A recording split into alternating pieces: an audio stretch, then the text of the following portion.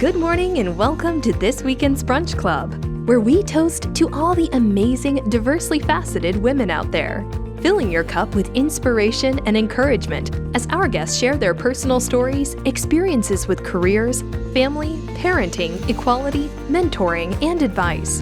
The Brunch Club is where we raise a glass and champion female talent and leadership everywhere, and where sparkling is always encouraged. Now, here is your host, Rachel Swoboda. Hi, I'm Rachel Swoboda. Welcome to this week's edition of the Brunch Club. I'm here today with Lynette. She is a partner at Impact Giving. Impact Giving is a charitable organization. It's a women's collective giving organization. And you're like, what is that? It's a mouthful. What does that mean? It means that imagine, and I'm going to let Lynette tell you in her own words, but my own words are, imagine you're going to give every year a certain amount, a monetary donation to a charity. Well, imagine if you joined 100 or more women and then you nominated your favorite nonprofit and then you all voted and agreed to give a larger donation to your favorite nonprofit. So your $1,000 is now, $10,000 or more, right? So it's making more of a difference. And this organization is, I think, so amazing. Not only was it founded here right in Orange County in Laguna Beach, but the women that are a part of it are a family. They're an organization. They cross-promote each other. They network with each other. They champion for each other and support each other. So I am so delighted to have Lynette here with us today. Thank you for having me. And I think we should start today with something that has nothing to do with business at all, like absolutely nothing. Okay, because before we officially went on the air, Lynette was giving me a life hack for some of us brunette ladies who may or may not be naturally this color anymore, whether I may have started that way. I started going blonde a while ago, and then my hairdresser was getting blonder and blonder and blonder, and I was like, I don't know. I'm going to go back to brunette. So I did, and so now like every 3 weeks, I'm going in to get my roots done, which my daughter is like horrified at because she's like, Mom, what's wrong with your hair?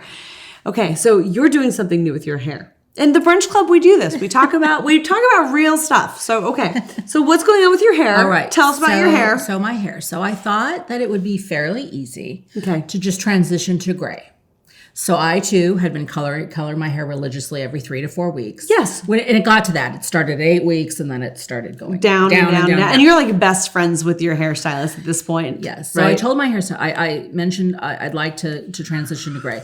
Her reaction was, no, you can't do that. Because this is Orange County. Right. I mean, if you were living in Northern California or Seattle or Portland, it is much more, anyways, keep going. You're so young. Why do you want to do that? I'm like, well, I like the natural look. I kind of like to get out of having to color my hair constantly. Let's at least try it. Okay. So she reluctantly agreed. Oh. And we started out, and this is where the saga starts. She started out by stripping out all the color of or attempting to strip out the color from my hair. Well, I have very dark hair, and we've been coloring it very dark brown I've known you for a while. years. Yes. No. So she attempted to strip out the color and then color kind of back in gray, and it didn't work. It turned kind of a very odd shade of orange, kind of, and eventually it was kind of a bright orange color. You're like, thanks. This is not what I had in mind at all. So I went with that for a little while with her, and then I found a color specialist and went and saw him, and he had to spend several hours and a couple of trips to him. But now we got to where I am, where we've put the dark back, because as it turns out, my hair really isn't gray in the back. It's only really gray in the front. Okay, what is that reporter who does it just in the front? Yes. I love her. That's how mine is naturally. So we're just going to kind of follow the natural flow of my hair. Okay. Yeah. Seriously, it's inspiring because when you walked in today, I was like, oh, she's doing something different. I want to know what that is. Yeah, and I'm getting a lot of compliments. People are starting to notice and, what are you doing with your hair? And I like it. And it looks really good. Thank you. Yeah, you're modernizing the whole approach because it's really, it's there's no end with the coloring. Yeah. So, okay. Blonde, brunette, gray. Doesn't matter. you can still join Impact Giving. We're going to circle back to where we started. Okay, so tell us, why did you get involved with Impact Giving? How did you learn about Impact Giving? I love that they don't call the people who belong, they're not members, they're partners. Every woman is a partner. So Yes. your journey. So I was invited to an impact giving event by a very good friend and colleague of mine, Jennifer Lipinski. And she is now the board chair, but at the time she was a partner and said, I belong to this wonderful organization. I'd like you to come and learn about it. If anything, it's just a fun time, no pressure. So I went, and it was one of the events. Wait, how did you meet Jennifer? Go back. I met Jennifer at work. So we both worked together at Wells Fargo. Oh, okay. Yeah, so we'd worked together for a few years prior to her inviting me to this event. And so I went and didn't really know what to expect. She didn't give me a lot of information other than it was just an organization she belonged to that she really liked. Was it a coffee event? It was a dinner event. A dinner, okay. And it was an event where the nonprofits that Impact Giving had granted money were there discussing some of the impacts that the money that Impact Giving had granted them afforded that organization. So, and oh my gosh, I sat in the audience and I cried like a baby because just the stories of what the money was doing, but more importantly, what the causes were. And one specifically was, it was Lotus Bus, and it's a organization that provides transportation to girls that are in India, that if they're not given transportation to school, they can't get to school safely. So they're attacked. Sometimes they're even raped. It was just unbelievable, the thought that these girls would not be able to go to you would school. not have known about this. I would not have organization known. I would not have without known about it at all. But one of the other partners was involved with them and had nominated them. That's correct. Okay. That's correct. So there's a learning. Yes. So I did learn that. So what Impact Giving I learned that night was it's a group of about 120 women. That's about on average how many partners that we have. Every year put in $1,000. And then the partners are allowed to nominate a nonprofit, and they go through a process. We go through what we call a grant application process, where the nonprofits fill out an application, a request for money. We've got standards that we follow. Now, and there's like the steps, or like a partner then helps nominate the nonprofit. That's correct. And then they go through this vetting. They go through a vetting. Okay. And then the vetting, we vet through committees. So we have several committees that will vet all the grant applications that come in. And then the grant committees put forward 2 or 3 of the top ones that they vet. And I love that you guys, I mean, in typical female fashion, are so like, there's process and there's procedure. And it's not just like, oh, this one feels good. No. Like, there is a very formal process. There is a process, and we have standards because all the organizations that apply for a grant through the process are so worthy. These organizations are all doing fabulous, impactful work. Yes. So we have to decide. So we do have to create criteria and standards that we look at to determine. But ultimately, all the partners will vote. So we put 18 grant applications forward for vote, and then that's ultimately how we select. So who was selected over the last few years that really jumps to mind? Because I think some of these names are going to be familiar to folks in the Orange County area. Yeah. So the Lotus Bus was one that really stands out to me. One that I sponsored that was new this year that really stands out is the Dragon Kim Foundation. Oh, yes. Have you heard of them? Absolutely, yes. So the Dragon Kim Foundation, they are an organization that through high schools, the high school kids apply to do projects that have an impact on the community. And the Dragon Kim Foundation they provide mentors, they provide training, they help the kids brainstorm on their different ideas and kind of coach them through. And then the kids do this community service project. And to me, that one is so impactful for 2 reasons.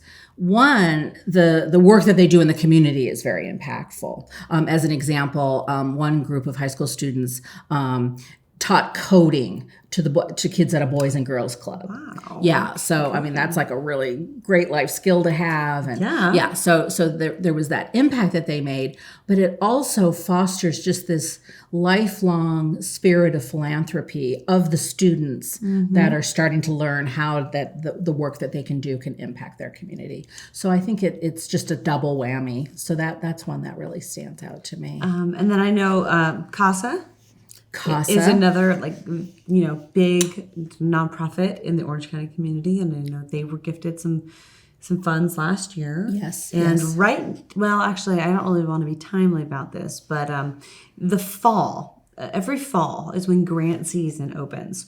It's with the best time to join as a new partner. It's when the nominations are happening, and then the vetting happens in the spring, and then the awarding happens in the spring and summer. So there is an annual calendar that people should pay attention to for impact giving. There's never a bad time. It's always a good time to get involved, but there's just different activities happening throughout the year. So the organization has coffees once a month where you can come and meet people and ask questions and get involved. So we're going to take a quick break, and then when we come back, we're going to dive a little bit more into Lynette and into you personally and into your own journey of how you got here. Okay. So, thank you. We'll be right back.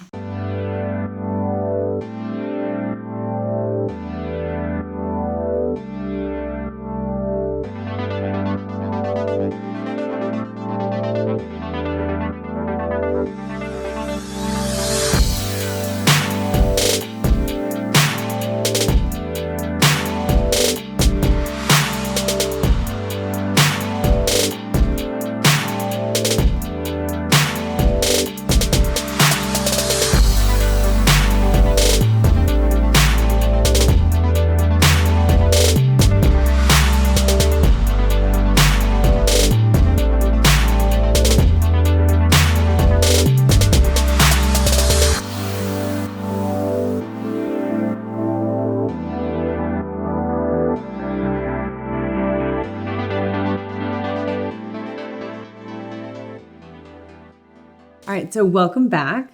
So I'm Rachel Swoboda, and on the Brunch Club this week, we're talking to Lynette from Impact Giving. Impact Giving is an amazing organization, and we're going to let you know how to become involved with it. And Lynette was just saying how important it is to continue to increase the membership. Yes, Go ahead. yes. So we are always interested to have like-minded women join Impact Giving. It's very easy to join. You can go to our website, impactgivingnow.org, to get information and fill out an application. You mentioned earlier, but I think it's a really good part of being a partner. We're all partners, so we all have equal footing in impact giving. Love that. So that's I think a real that was really what appealed to me. That was one of the main features of impact giving, that I was joining something and I was automatically considered a partner of the organization. Yeah. I like that. So I want to use this platform like we do so often. It's about what we do, and it's about how we do it, but it's also about who we are on the inside and how we got here. And I mean, Lynette, I love that you talked about your hair. Thank God. This is so brutally honest. But tell everybody who's watching, what else has happened in your journey? I mean, I know that you have been a part of this community, and I want to know about your family. I want everyone to know, how did you get here? You worked at Wells Fargo. Tell us. Okay. Down with the highlights. All right. So I'm an LA girl. I grew up in Los Angeles in South Pasadena. Really? Yes. Pasadena in girl. I'm a Pasadena girl. Wait, was this with the Emily Post book? Does it come with Emily Post? No? Close. Okay. Yes. So I've been reflecting to think of, how did I get involved in just the love of community and giving back and philanthropy? Because that is really where my heart is. Is that where it all started? And that's where it all started. started. I started out, I did a lot as a child with scouting. Okay. So I was a scout, and then I started volunteering to help the younger girls and be a part of scouting in that way. I also was a member of the YMCA, and I volunteered to be a camp counselor. Then I volunteered to work at the hospital as a hospital volunteer. So just as a young person, I always got a lot of personal reward out of helping other people. And so that's where my love of giving, I think, started. And then as an adult, I volunteered a lot with the United Way. So when you were there, when you were giving of your time and of yourself, people talk about, like, they talk about their cup. Like, imagine, like, your emotions are in a cup, okay? And did it fill your cup? Or did it drain your cup? It filled my cup. Okay. And I think it's because things that I like, that I do naturally well. Okay. I like to organize people. I like to get a goal and kind of figure out how we get to attain that goal. And I just found like those kinds of skills were the skills that I was using when I was giving back to the community. It made me feel good. But that's a little bit different, because, like, I've been on a lot of different nonprofit boards.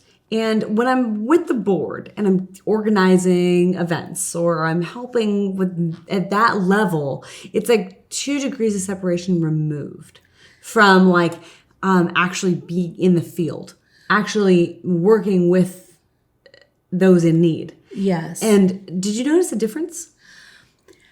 Or was it sort of one I and the find same? it equally as fulfilling. Okay. Because as I've matured and I've gained experience to see, well, how do we really impact a lot of people? There has to be some infrastructure. Yeah. There has to be kind of a foundation and a good base. Okay. And it takes people to do that. It also takes people to actually hand out or to provide the goods or services and directly do that. Yeah. But there's also a lot of behind the scenes work. Okay. That needs to get done. and that fills your cup. It does. Okay. It does. All right. Because yes. So you're on a journey. It's filling your cup. So I'm on a journey, filling my cup. Then as a young adult, I started working with United Way. Okay. And again, kind of in the background, I served on grant committees with United Way. Okay. So, and that's dealing with a lot, larger sums of money and the fund allocations are sometimes millions of dollars. They were a client for a while. Yeah. They were a client. Volunteers of America were a client. I did a lot of work through all of their ups and downs. Yeah. So keep going. Yeah. So, but it was part of the United Way. The process that Impact Giving uses to vet the applications and make decisions are very similar to how the United Way, just not Impact Giving is a little bit of a smaller scale, but site visits, really digging into the organizations and looking at their financials and looking at the impact that they're having with the dollars and making sure that the fees that they're using are in proportion to what they're granting. And so there was that aspect of it that I always really liked and did that with United Way. Okay, so you're going through your life, you're giving back, it's filling your cup. What else has happened with you personally?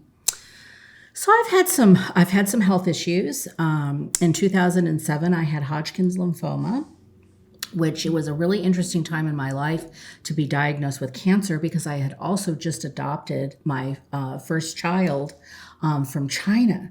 So I was home with this. You've been holding on to that this whole time? Yeah. You didn't lead with that? So that was just an amazing. How old were you? I was just to turn 40. So, Happy 40th birthday happy to 40th you. birthday to me. New baby. Yeah, new baby. And lymphoma. All at the same time. And I got so much support from all different types of organizations. So I would say my journey, my philanthropy journey I was on the receiving end, and boy, did it make an impact in my life. So that was the first time, probably. That was the first time, yeah. Going to support groups at the American Cancer Society and bonding with people and learning how to pick a wig and learning how to get through chemotherapy. What kind did you pick? I picked the weirdest wig that I only wore like a few times. It was called the Meg Ryan. Oh my God. We laugh about it. We still have it in our closet but at home. I remember her hair was... Remember her hair? Yes. Yes, it's like picking the Jennifer Aniston from Friends. I mean, we all know what that looked like, right? Yeah. Okay. Yeah, so I had the Meg Ryan. Wow. I wore the Meg Ryan like on my first day back to work, and it was so hot and itchy. I'm like, I've got to get this Meg Ryan off my head. Oh my God. So I switched to scarves, but I learned through the American Cancer Society. They taught me how to tie them. And so I was just the recipient of some just wonderful support. Okay, from groups. so all right, so you've overcome that because I that have. was quite some time ago. It was, 2007. So once I hit my 5th year of no evidence of disease on all of my tests, they consider me to have been actually cured. Oh, I love just that. Awesome. I love yes, that. Yes. Goodness yes, gracious. yes. So that happened, and that was obviously very impactful. My son is growing into a fine young man. He just turned 15, and he's doing exceptionally well. And so our family got through my cancer journey and continued just to raise a really happy and. Now, what's he involved in these days? My son likes to play the violin, and he's really good at that. Very nice. And he takes karate. He just got his black belt in karate. Congratulations. So he, that's a big accomplishment. Yes. And he's starting high school, so he's in 9th grade. What school? He goes to Northwood High School in Irvine. In Irvine? Okay. Yeah. So, and he's getting adjusted, just like all teenagers do, I think, when they get to high school. Yeah, I don't think that really ends. No, I don't think so. No. I think life's really starting he's feeling the entering into adulthood and all of that comes with that. So, And are you still at Wells Fargo? no, I just retired. So I retired in October. Okay, but I think that's an important message for our listeners because part of the women that come on this show, everybody's at a different life stage. Some women are just starting, some are like fully retired, some are in the throes of it all. It's just, you're in, I think, in a really unique position because you're in a leadership position with impact giving. You're still raising your son, and you're retired, and I mean, and like there's so many things. Yeah, I agree. I'm definitely in the sandwich generation because I've got my teenage son, and then I've got my dad who's got dementia. Oh, so that is pulls my Is he nearby? He's in Pasadena. And he's in a full care facility now. That's too far. And it is. It's a journey to get to see him. So because my grandmother passed from dementia last year, and it was, I mean, all hands on deck. Yeah, it really is. Yeah, it's challenging. It's challenging. Yeah. So, but I'm so thrilled that I was able to retire. I've planned for early retirement. Most of my career, I was always socking money away, knowing that I wanted to retire young so that I could focus more of my time and attention on doing philanthropic work. And I think some of our listeners and watchers, I mean, this is something that people need to keep in mind, especially the millennial generation. They're not really it's the on-demand lifestyle. Yes. Versus planning for longevity. It's just a whole different mindset. Yeah. A group invited me, like my last week at Wells Fargo. I was in human resources. Okay. So they invited me to attend one of their staff meetings with kind of more entry-level junior people. And they wanted to ask my advice. What advice do you have for us as you're leaving? And my first bit of advice was take advantage of the 401k. Yeah. Put money away. Yes. Don't leave money on the table. Make sure that you're at least getting the company match. Yeah. So I was able to do that. So impact giving has really worked out nicely in my life because I joined the board about a year before I retired so that I could start that transition from being an executive at Wells Fargo and kind of transitioning now into the board and the nonprofit work. And it's worked out really, really well for me. Fantastic. So if you guys want to learn more about impact giving, if you want to get to know Lynette better, you pick her brain a little bit, ask her advice. I mean, she's a wealth of knowledge about so many different areas. I mean, and her journey is spectacular. So contact Lynette, get involved with impact giving. You want to give the website and Instagram and all that? Yeah, it's impactgivingnow.org. And all the information about the organization is obviously on our website, but also contact information to get to us. And we would love to have anybody interested in learning more about impact giving to contact us. Okay. All right, you guys, thank you, and we'll see you next time. Bye. Thanks for stopping by the Brunch Club. It's been our pleasure to share this time with you. We look forward to bringing you more sparkling inspiration next weekend. If you have feedback, topics, or want to nominate someone to be a guest on the show, please reach out to us at rachel@sundaybrunchagency.com. Cheers!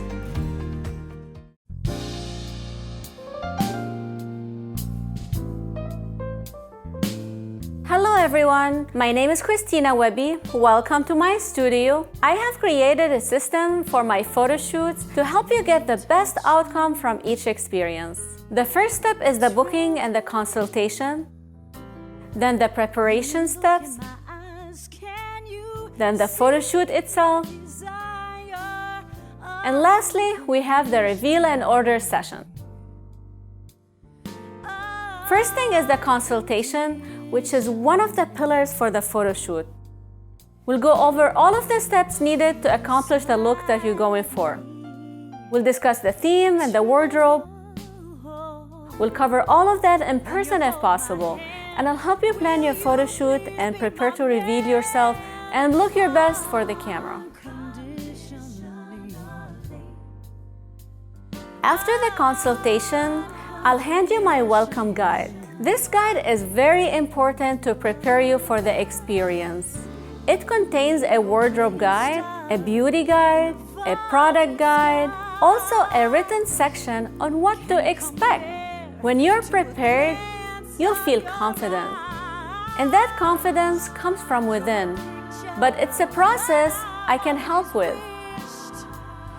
The professional hairstylists and makeup artists at the studio are really good at making you look your best version of yourself.